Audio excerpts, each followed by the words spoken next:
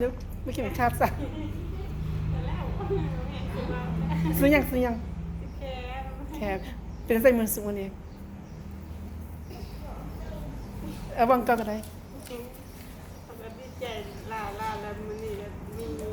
ผู้มาสอนนวดแล้วก็จะมีแหงไปนวดให้เอื้อยกับพอ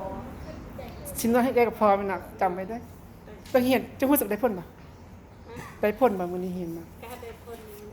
เดินมาสิมามีกันเลยมา อันนี้ สวัสดี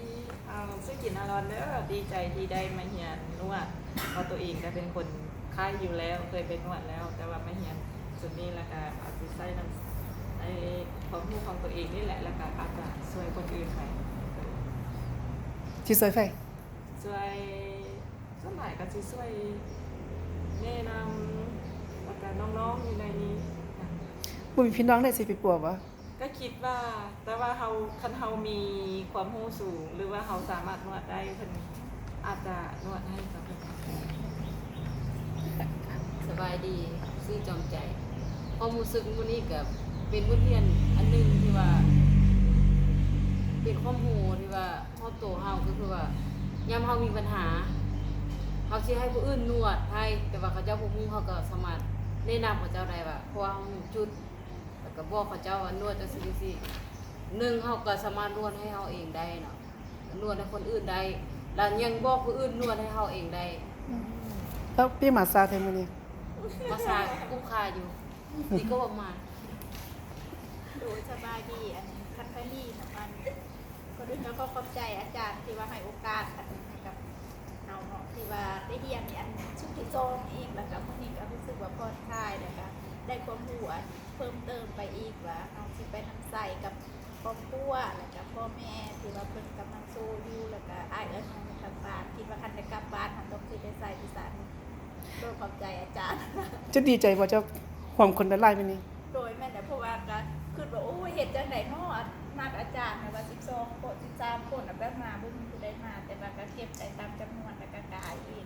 ก็คือว่าอาจารย์ก็ได้บุญแล้วก็ตัวเองก็ได้บุญนำแล้วก็ได้คนมือนำ ที่จริงเวลาความคนบ่ต้องยานหรอกว่า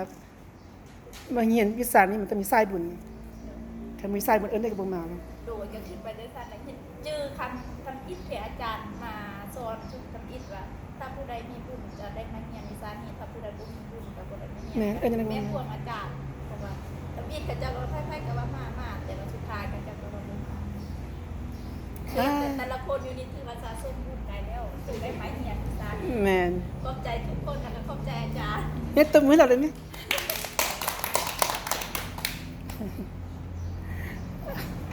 จะมาเรียนซื้อใจแก้วมีก็ดีใจได้มาเรียนอยากเอาไปเป็นบทเรียนที่ได้อยาก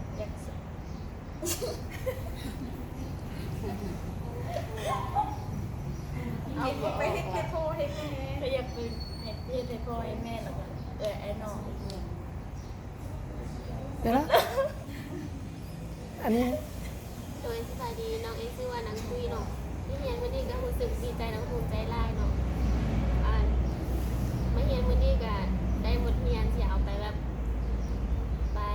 ช่วยเหลืออันคนที่แบบว่าเขาเจ้าแบบเจ็บเป็นนะเขาพอช่วยได้เขาก็สิช่วยได้สำได้สำนึง ดีแล้วนะอันนี้นะ โดยสบายดีข้าพเจ้าซื้อคูณดีใจที่ได้มาเฮียนอันการนวดเนี่ยเนาะเป็นครั้งแรกแบบทางปฏิบัติแบบทางได้ความรู้ทฤษฎีที่อาจารย์สอนแต่ก็บทเรียนนี่สินวดในตัวเองเพราะว่ามักเจ็บแขนแล้วก็เขานี่แล้วก็ถ้าไปเมื่อบ้านก็สิบอกเอื้อยว่าเอื้อยเราเจ็บหัวเขาเจ็บหลัง จะถามหัวเขาปัจจุบันนี้ดีหรือเปล่า รู้สึกดีเพราะว่ามัน ดีไหมเนี่ย นวดปฏิบัติตัวจริงแล้วก็รู้สึกผ่อนคลายนี่เลย อันนี้เนี่ย บ้านนี้เสียสมเลยว่า แต่วันที่การตกว่าที่ที่แต่แมววันนี้แบบวันนี้แบบวันจะเป็นผู้ก็ได้วันที่แต่แมวบอกแต่แมววันนี้ อันนี้หูได้เห็นลายขึ้นมันปะ วันนี้ที่ได้แต่ป้ามันนามาว่าบ่ได้ผู้ได้ป้าบอกว่าได้ แมน พอตะกี้เราปากบ่แจ้งเพราะว่าฮู้บ่ค่อยได้ยินอันนี้มันฮู้ได้ยินแล้วเขาปากมันหลายมันนะอันนี้ปากอยู่บ่เซาหน่อย น้ำมาตัวบ้าเป็นเลิกเลยตัวอะไรมาพินตัวหน้ามีแต่พินตัวหน้าพินกับแบบเป็นบุพินนะ เดี๋ยวนี้เนี่ย นี่นะ ได้ยินมา